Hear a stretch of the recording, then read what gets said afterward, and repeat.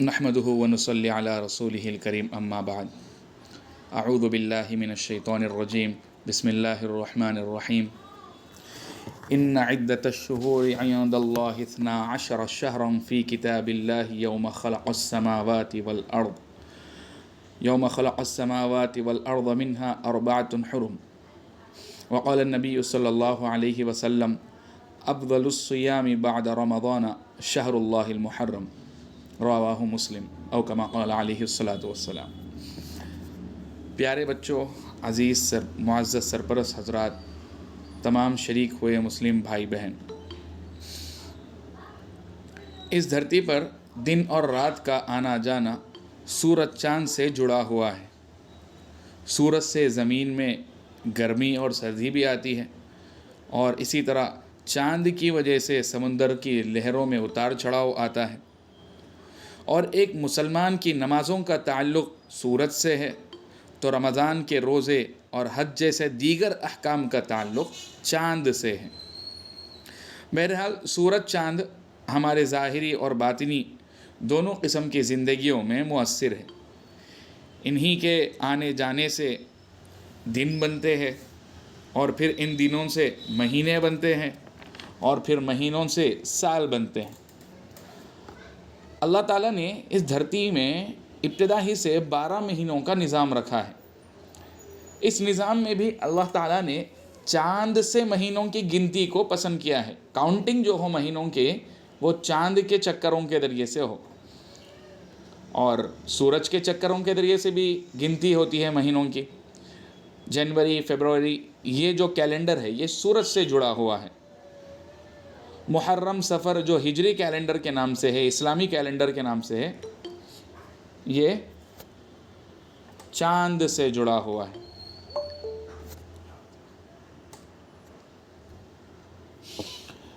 اور یہی اللہ کا پسندیدہ بھی کیلنڈر ہے، چاند والا کیلنڈر۔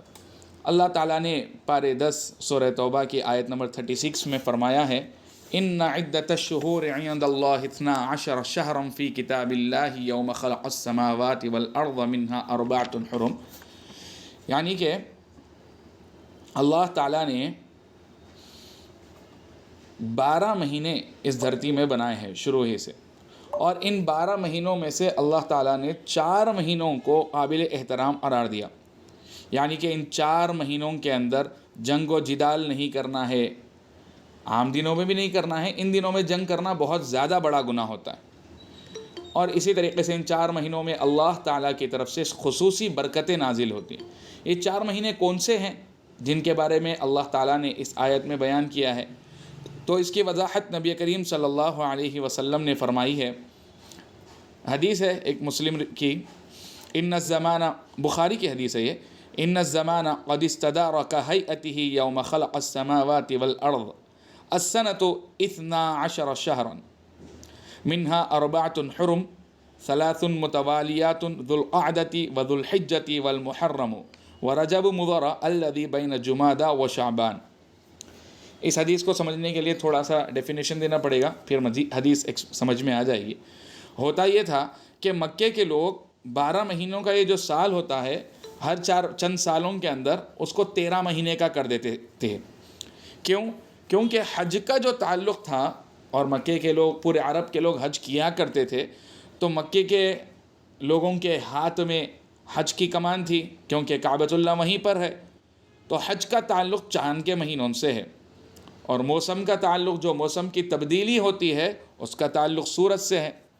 تو اگر چاند کے مہینے، چاند کا جیسا نظام ہے اسی طریقے سے چلتے رہے، تو ہوگا یہ کہ چند سالوں کے بعد حج کا موسم گرمیوں میں آ جائے گا، اور گرمی میں حج آنے کی صورت میں مکے والوں کے کاروباروں پر بڑا اثر پڑے گا۔ اسی لیے وہ لوگ ہر چند سالوں کے اندر 1 مہینہ بڑھا لیتے تھے، تاکہ سردی اور مناسب موسم میں ہی حج کا زمانہ آئے۔ لیکن سن 10 ہجری میں اللہ تعالیٰ نے ایسے کیا، ایسا نظام بنایا کہ جیسے اللہ نے سال کی ابتدا کی تھی، سالوں کا نظام بنایا تھا اس دھرتی کو بنانے کے وقت میں، اسی ترتیب پر واپس زمانہ لوٹ کر آ گیا۔ یعنی ایک مہینہ کر کے جو اضافہ وہ کرتے تھے، وہ اضافہ بالآخر اپنی اصلی حالت پر آ گیا اور سن 10 ہجری میں ہر مہینہ اپنے وقت پر تھا۔ اسی کو اس حدیث کے اندر رسول اللہ صلی اللہ علیہ وسلم بیان فرما رہے کہ وقت اپنی اصلی حالت پر آ گیا اور 4 مہینے ان میں احترام والے ہیں۔ پھر ان 4 مہینوں کے بارے میں بتایا کہ محرم کا مہینہ ہے، محرم یعنی جو مہینے میں ابھی ہم لوگ ہیں، اور اس کے علاوہ ذوالقعدہ اور ذی الحجہ کا مہینہ ہے جو ابھی گزشتہ سال گزرے ہیں، اس کے علاوہ شعبان سے پہلے ایک رجب کا مہینہ ہے۔ ان 4 مہینوں کی اللہ کے قرآن کریم کی اس آیت کے اندر فضیلت بیان کی گئی۔ پھر اس محرم کے مہینے کے تعلق سے رسول اللہ صلی اللہ علیہ وسلم نے پورے مہینے کی فضیلت کے طور پر فرمایا افضل الصیام بعد رمضان شہر اللہ المحرم۔ امام مسلم کی کتاب مسلم شریف کی حدیث ہے یہ کہ اس مہینے کے اندر جتنا ہو سکتا ہے روزہ رکھنا چاہیے، کیونکہ اس مہینے میں روزے رکھنا افضل ہے۔ پھر اس مہینے کی 10ویں تاریخ کا جو روزہ تھا اس کی فرضیت تھی پہلے، پھر جب رمضان کے روزے فرض کیے گئے تو یہ روزے کا حکم 10 محرم کے روزے کا حکم نفلی ہو گیا۔ چنانچہ حضرت عائشہ رضی اللہ عنہ کی روایت ہے، وہ فرماتی ہے کانت قریش تصوم عاشوراء فی الجاہلیۃ کان رسول اللہ صلی اللہ علیہ وسلم یصومہ فلما ہاجر الی المدینۃ صامہ وامر بصیامہ فلما فرض شہر رمضان قال من شاء صامہ ومن شاء ترکہ۔ یعنی کہ اللہ کے رسول صلی اللہ علیہ وسلم سے پہلے قریش بھی جاہلیت کے زمانے میں محرم کے 10ویں تاریخ کا روزہ رکھا کرتے تھے، آپ علیہ السلام بھی رکھتے تھے۔ جب آپ علیہ السلام نے مدینہ کی طرف ہجرت کی تو آپ علیہ السلام نے خود بھی روزہ رکھا اور لوگوں سے کہا کہ اس دن کا روزہ رکھو۔ پھر بعد میں جب رمضان کے روزے فرض ہو گئے تو آپ علیہ السلام نے فرمایا بھائی جو چاہے رمضان کے روزے یہ محرم کی 10ویں تاریخ کا روزہ رکھے یا نہ رکھے، نفلی ہو گیا ہے۔ تو اس حدیث سے معلوم ہوا کہ کفار مکہ بھی روزہ رکھتے تھے۔ پھر جب مدینہ نبی کریم صلی اللہ علیہ وسلم پہنچے تو دیکھا کہ یہودی لوگ بھی روزہ رکھ رہے ہیں، تو تعجب ہوا آپ علیہ السلام کو، یہودی کیوں روزہ رکھ رہے ہیں؟ تو ابن عباس کی روایت میں اس کی وضاحت ہے کہ ان رسول اللہ صلی اللہ علیہ وسلم قدم المدینۃ فوجد اليہود صیاما یوم عاشوراء فقال ما هذا اليوم الذي تصومونه فقالوا هذا يوم اعظم انجى الله فيه موسى وقومه وغرق فرعون وقومه۔ یعنی کہ یہ دن یہودی کہہ رہے کہ یہ جو 10ویں تاریخ کا دن ہے بہت بڑا دن ہے، اس دن اللہ تعالیٰ نے حضرت موسیٰ علیہ السلام کو اور ان کے قوم کو فرعون سے نجات دی، دوسری طرف فرعون اور اس کے قوم کو غرق کر دیا۔ تو حضرت موسیٰ علیہ السلام نے شکرانے کے طور پر روزہ رکھا تھا، تو ہم بھی روزہ رکھتے ہیں۔ آپ علیہ السلام تو پہلے ہی سے رکھتے تھے، تو مزید مسلمانوں سے آپ علیہ السلام نے کہا کہ دیکھو یہودی بھی اس دن روزہ رکھتے ہیں، لہذا تم ان کی مخالفت کرنا۔ خالف الیہود صوموا قبلہ یوما او بعدہ یوما، یعنی کہ یہودیوں کی مخالفت کرنا، لہذا 10ویں تاریخ سے پہلے ایک دن روزہ رکھ لو یا اس کے بعد ایک دن روزہ رکھ لو، 2 روزے رکھ لو تاکہ یہودیوں کی اتباع نہ ہو۔ غور کرنے کی بات ہے کہ رسول اللہ صلی اللہ علیہ وسلم کتنا زیادہ یہودیوں کی، غیر مسلم تہذیبوں کی مخالفت کا یہاں پر حکم دے رہے ہیں۔ دوسری طرف ہم ہیں کہ ہر چیز کے اندر ہم یہودیوں کی اتباع کرنے میں لگے رہتے ہیں، ہم غیر اسلامی کلچر کو اپنا رہے ہوتے ہیں۔ رسول خدا صلی اللہ علیہ وسلم تو مخالفت کا حکم دے رہے ہیں اور ہم ہیں کہ اتباع کر رہے ہیں۔ اسی 10ویں تاریخ سے متعلق ایک حکم تو روزے کا ہے، دوسرا اور ایک مستحب عمل ثابت ہے اسی 10ویں تاریخ کے بارے میں کہ گھر والوں پر اس دن دسترخوان کو کشادہ کرنا چاہیے۔ گھر کے جو بڑے ہوتے ہیں ان کی ذمہ داری ہے کہ گھر والوں پر وہ دسترخوان کو کشادہ کرے۔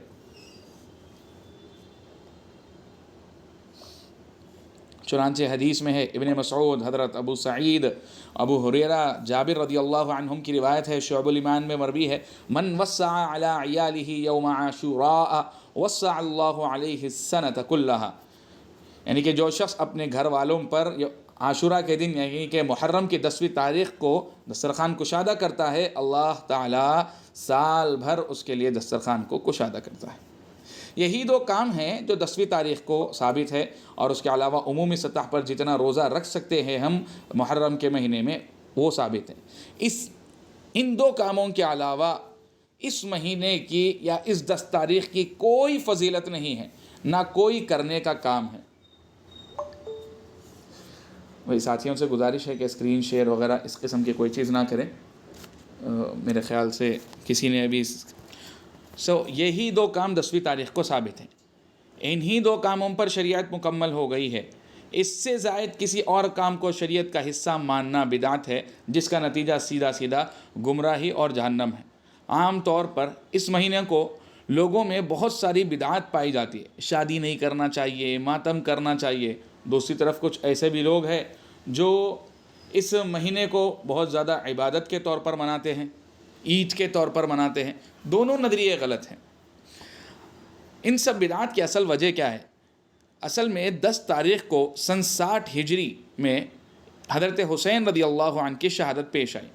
کچھ لوگوں نے تو اس کو ماتم کی وجہ بنا لیا، دوسرے کچھ لوگوں نے ماتم کرنے والوں کی مخالفت کرتے ہوئے اس دن کو عید کا دن بنا لیا، جبکہ دونوں چیزیں بھی شریعت سے ثابت نہیں ہیں۔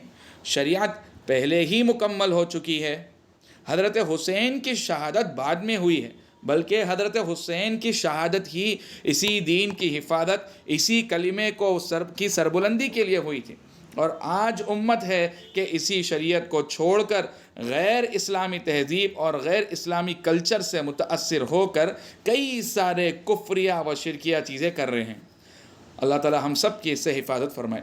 ویسے تو تقریباً سال کے ہر مہینے میں صحابہ کرام کی شہادت مل جائیں گی۔ خود محرم کی پہلی تاریخ کو حضرت حسین سے زیادہ جلیل القدر صحابی اللہ کے رسول صلی اللہ علیہ وسلم کے سسر صاحب حضرت عمر رضی اللہ عنہ کی شہادت ہوئی ہے۔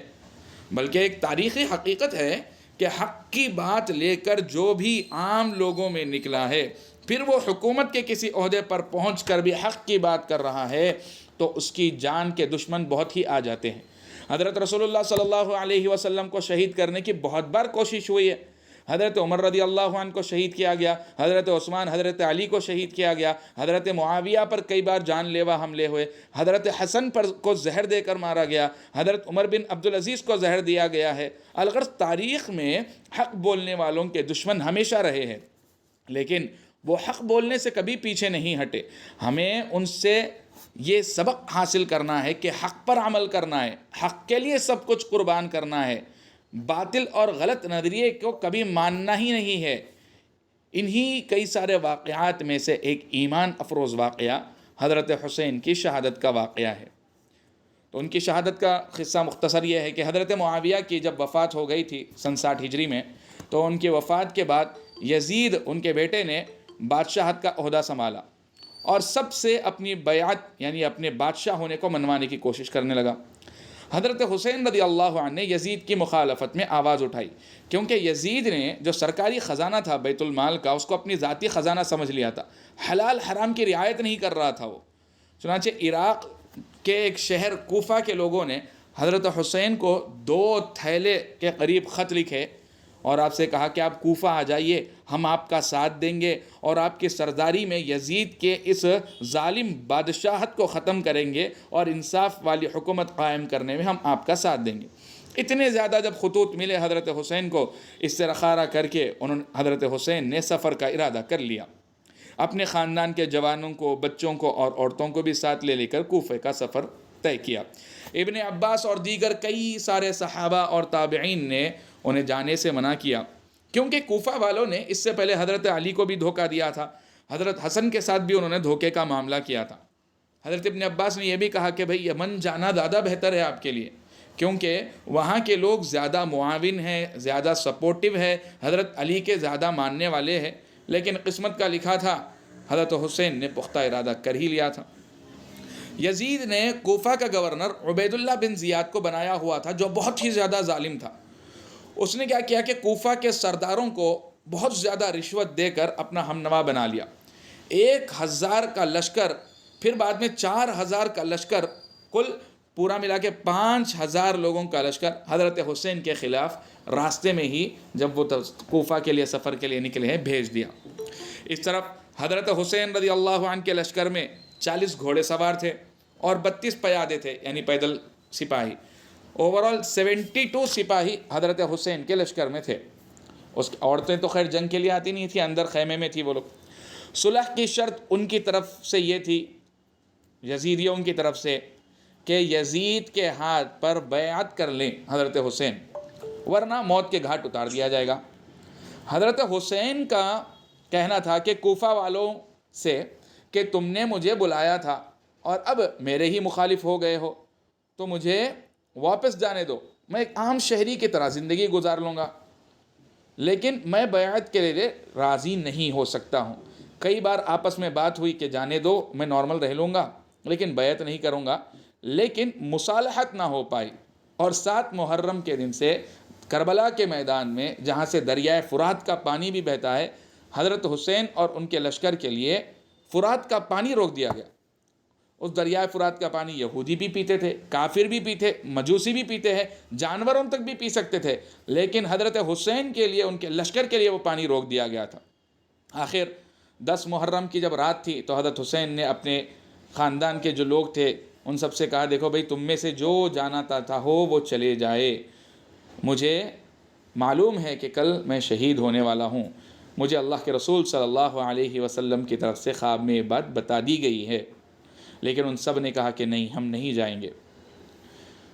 10 محرم کے دن صبح جنگ شروع ہوئی. حضرت حسین کی ساری اولادیں، سوتیلے، چچا زاد، سارے بھائی شہید ہو گئے.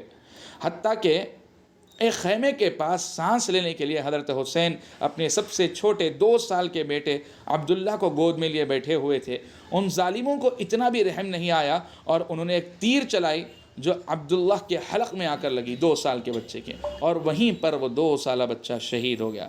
حضرت حسین نے خون کو اپنے ہاتھ میں لیا اور اس خون کو زمین پر پھیلا کر اللہ سے دعا مانگی، یا اللہ تو ہی اس کا انتقام لینا.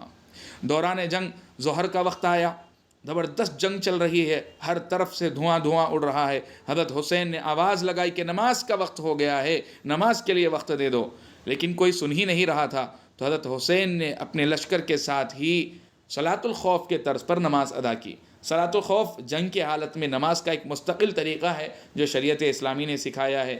پارے 5 کے اندر یہ طریقہ مذکور ہے. جب سارے سپاہی 71 سارے سپاہی شہید ہو گئے اور حضرت حسین اکیلے رہ گئے تو دریائے فرات کی طرف بڑھے، کیونکہ پیاس سے پورا حلق سوکھ رہا تھا، 3 دن سے پانی نہیں ملا تھا.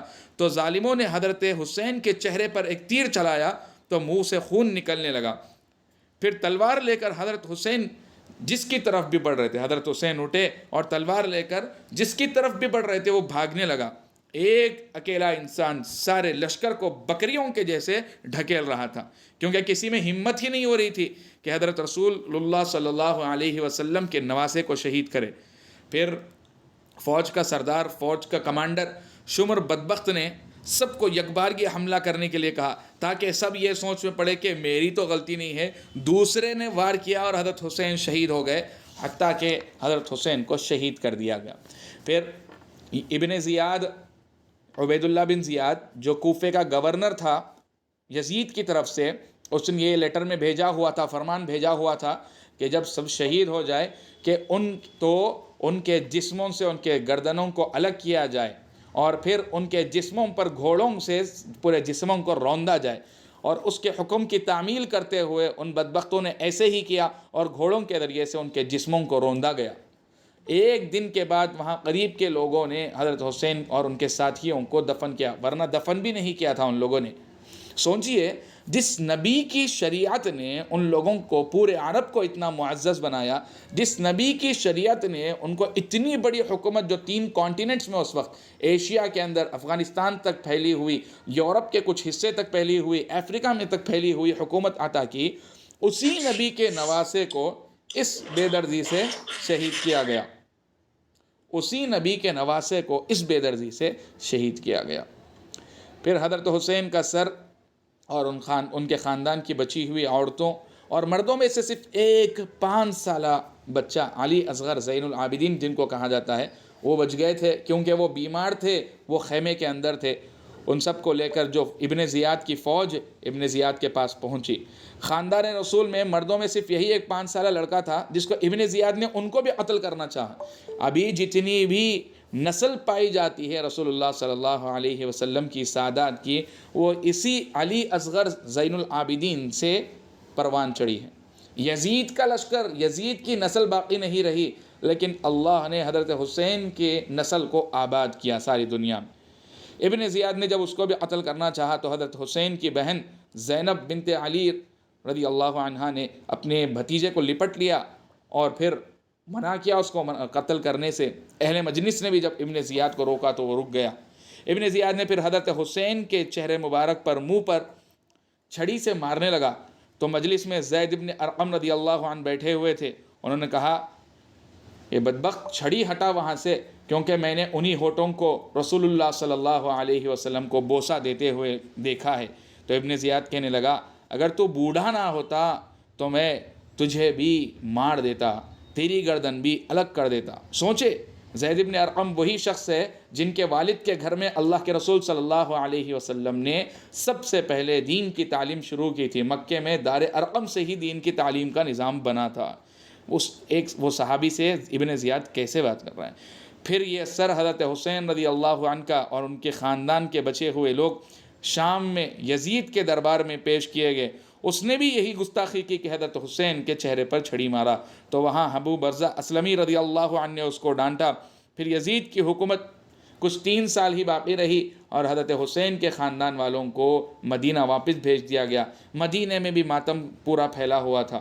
کہتے ہیں تاریخ داں کہ 3 دن تک جو سورج طلوع ہو رہا تھا، اس سورج کی روشنی ایسے لگ رہی تھی کہ خون سے لال ہے، خون آلود روشنی محسوس ہو رہی تھی۔ یزید کی حکومت کچھ 3 ہی سال رہی، وہ بھی کئی بغاوتوں کے بعد ساتھ پھر وہ بھی مر گیا۔ اس ایمان افروز واقعے میں جو سبق ہمیں ملتا ہے وہ یہ ہے کہ حق کی اتباع میں، سچ کی اتباع میں ہر چیز قربان کرنی چاہیے۔ آج دنیا حضرت حسین رضی اللہ عنہ کی عزت کرتی ہے، جبکہ وہ شہید ہو گئے تھے، وہ مر چکے تھے، قریب 55 سال ہی کی عمر تھی ان کی۔ دوسری طرف یزید کو دنیا برا بھلا مانتی ہے اور کہتی بھی ہے، جبکہ وہ جیت گیا تھا، اس کو حکومت ملی تھی۔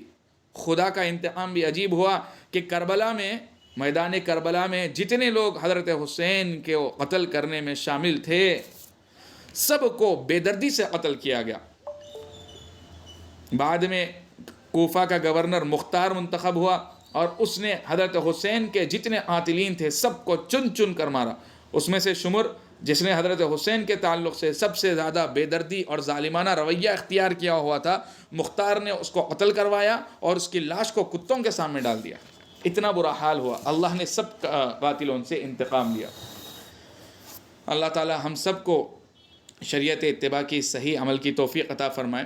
ایک کلیریفیکیشن یہاں پہ یہ بھی ہونا چاہیے کہ حضرت حسین رضی اللہ عنہ، حضرت حسن، حضرت علی، حضرت فاطمہ، انہی 4 کو اہل بیت میں سے ماننے کا ایک نظریہ چلا ہوا ہے لوگوں میں، جو شیعیت سے متاثر ہونے کے نتیجے میں آیا ہے، جبکہ اللہ کے رسول صلی اللہ علیہ وسلم کے ازواج مطہرات کا اہل بیت میں سے ہونا قرآن کریم سے ثابت ہے۔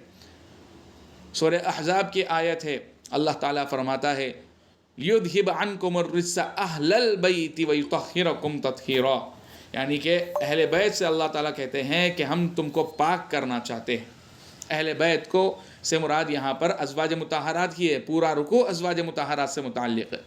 پھر بعد میں جب یہ آیت نازل ہوئی تو اللہ تعالیٰ نے، اللہ کے رسول صلی اللہ علیہ وسلم نے حضرت علی کو بلایا، حضرت فاطمہ کو بلایا، حضرت حسن اور حسین کو بلایا، ایک چادر میں لیا سب کو اور کہا یا اللہ یہ بھی میرے اہل بیت ہیں۔ چنانچہ یہ سمجھنا کہ محض یہ 5 جو چادر کے اندر لپٹے ہوئے تھے وہی اہل بیت ہے، بقیہ اہل بیت نہیں ہے، یہ بہت بڑی مسکنسیپشن ہے۔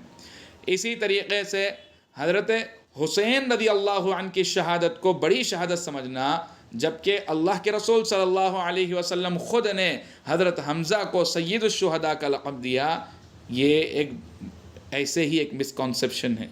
اسی طریقے سے حضرت حسین کو یا حضرت علی کو دیگر تمام صحابہ سے افضل سمجھنا، جبکہ تمام انبیاء کے بعد میں سب سے افضل شخصیت حضرت ابو بکر رضی اللہ عنہ ہے، یہ بھی ایک مسکنسیپشن ہے۔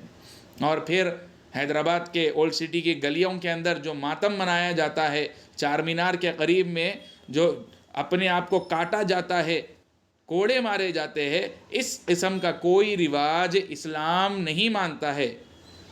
یہ پورا رواج سن 34 صدی عیسوی میں مصر کے فاطمی بادشاہوں کی ایجاد ہے۔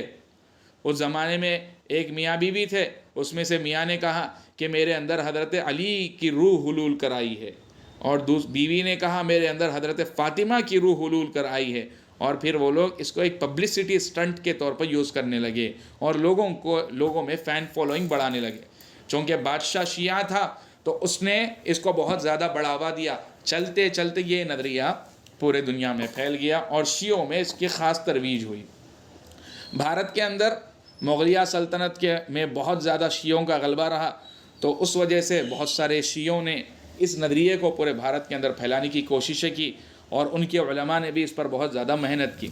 حالانکہ قرآن و حدیث کے پر جو اچھی بلکہ کھلی نظر رکھتے ہیں وہ سمجھ سکتے ہیں کہ یہ ساری کی ساری چیزیں غیر اسلامی تہذیب ہے۔ کہیں پر بھی اسلام نے اتنا لمبا سوگ منانے کے لیے اجازت نہیں دی ہے۔ ایک عورت کے لیے اپنے شوہر کے لیے سوگ منانے کی اجازت ہے، وہ بھی 4 مہینے 10 دن، اس سے زیادہ اجازت نہیں ہے۔ قریبی رشتہ دار کے وفات پر صرف اور صرف 3 دن سوگ منانے کی اجازت ہے، اور یہاں ایسا سوگ ہے کہ 1400 سال 1450 سال ہونے جا رہے ہیں، ابھی تک ختم نہیں ہوا ہے۔ اس سوگ کی اجازت نہیں ہے شریعت اسلامی میں۔ حضرت حسین نے اپنی جان کو قربان کیا ہے حق کے لیے، ہمیں شریعت کی اتباع کے لیے انہوں نے اپنے آپ کو قربان کیا ہے، اسی شریعت کی اتباع میں ہمیں بھی رہنا چاہیے، نہ کہ شریعت کے دھجیاں اڑاتے ہوئے، جذبات کے ساتھ، جذبات میں دوڑتے ہوئے، جذبات میں بہتے ہوئے غیر اسلامی کاموں کو اختیار کرنا۔